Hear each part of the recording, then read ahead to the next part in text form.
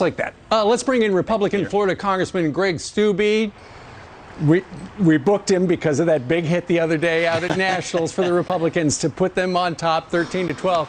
Congressman, great to have you. We're going to talk about that. We're going to show the video in just a moment. But first, what is going on in the House?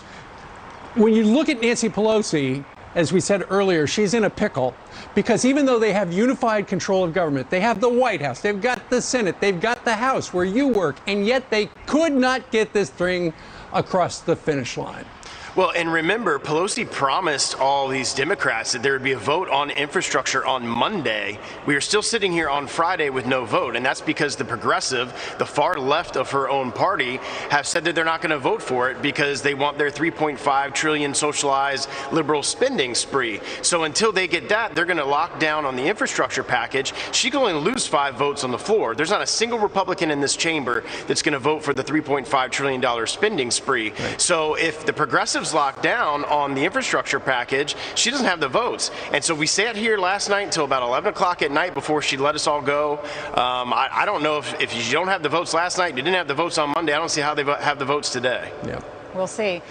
Congressman, Senator Tom Cotton sent out a tweet that got all of our attention. He was demanding to know where Anthony Blinken, the Secretary of State, was during this big May meeting, apparently this meeting where they rehearsed the withdrawal plans for Afghanistan. And this was the tweet that Tom Cotton sent out. The Biden administration held an Afghanistan withdrawal rehearsal in May, but Tony Blinken did not attend. Where was Secretary Blinken during this exercise? He's now sent him a letter demanding answers on his whereabouts. What's your reaction to this? Well, he was probably at the Hamptons, just like he was on vacation when Afghanistan fell.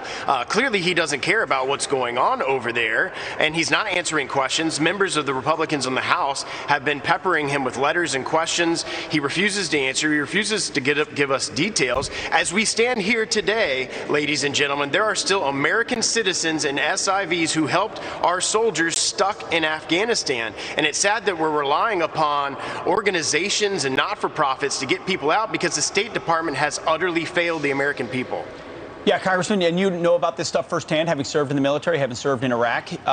One of those groups of Afghans has been stuck in Abu Dhabi for quite some time, is now arrived at Chicago's O'Hare Airport. A lot of SIV holders, the people that worked with us, who were left behind. Groups had to fight to get them there. They finally arrived. Here's some of those evacuees from Afghanistan talking to the press when they landed in Chicago. Take a listen to this. I'm very happy. I'm safe in here. I can't believe it right now. I'm here. I'm near.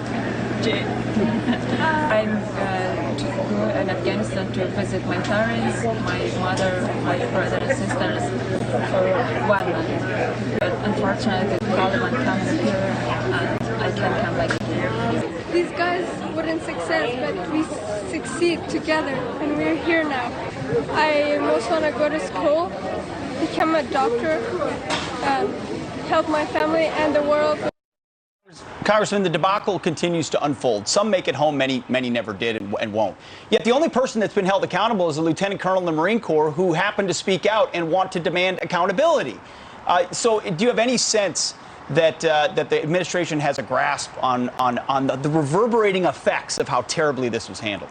No, absolutely not. And they're not going to get any type of repercussions for their decisions until we take the House back in 2022 and we can actually provide oversight. The Democrats in Congress aren't going to provide oversight on what really happened, who made the decisions, and we're going to punish a lieutenant colonel who just made comments about the failure in the leadership at the highest levels of our military, while Joint Chiefs of Staff General Milley has utterly failed us, is making horrible decisions that affect the livelihoods of Americans that resulted in the killing of 13 of our service members, and nothing happens to them. He was having conversations with the Chinese Communist Party when Trump was president without his knowledge. These are all things that, in my opinion, should be punishable under the UCMJ, yet you have a lieutenant colonel who expressed his rights under the First Amendment of his position on what was happening, and he's sitting in the brig without any charges filed against him. It's atrocious what's happening in our government right now, especially in our military, and we need to take the House back in the fall.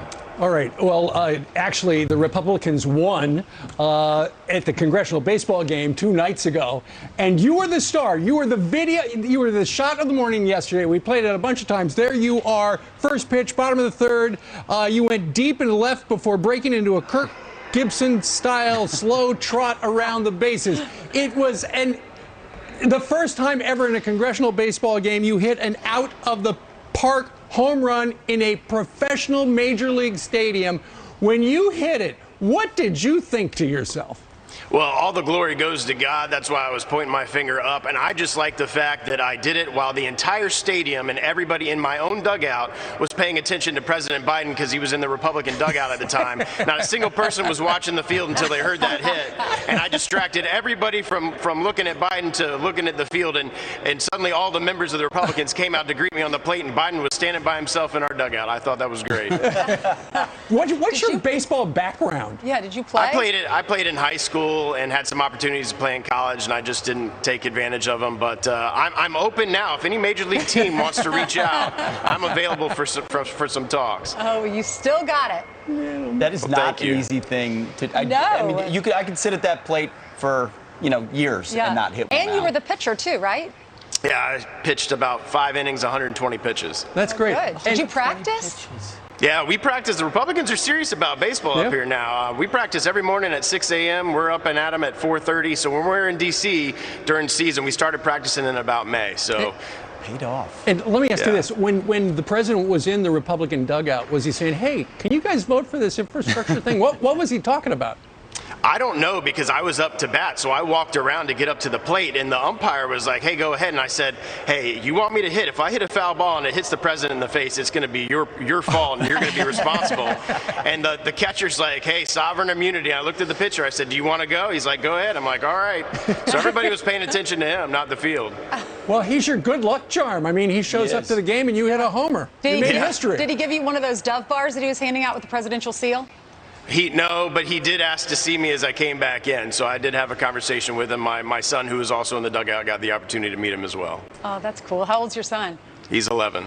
Well, something that he will remember forever. Yeah. He met the president, and his dad hit a major league homer. Your 11-year-old comes and he watches you hit a homer. How cool is that? You will be his hero. You're the father of the year in Congress. Right. I think he was actually the only person in the dugout that was actually watching me at the plate when I hit it. Does he play? Does he play baseball? Yeah, he does. I'm sure that meant a lot to him.